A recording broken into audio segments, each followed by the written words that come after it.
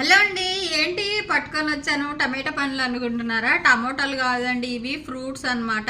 నేను కువైట్కి వచ్చాక ఆశ్చర్యంగా ఫీల్ అయినది ఫస్ట్ టైం చూసాను అనమాట. ఈ ఫ్రూట్స్ నేను ఎప్పుడు చూడలేదు, తినలేదు నా చిన్నప్పుడు.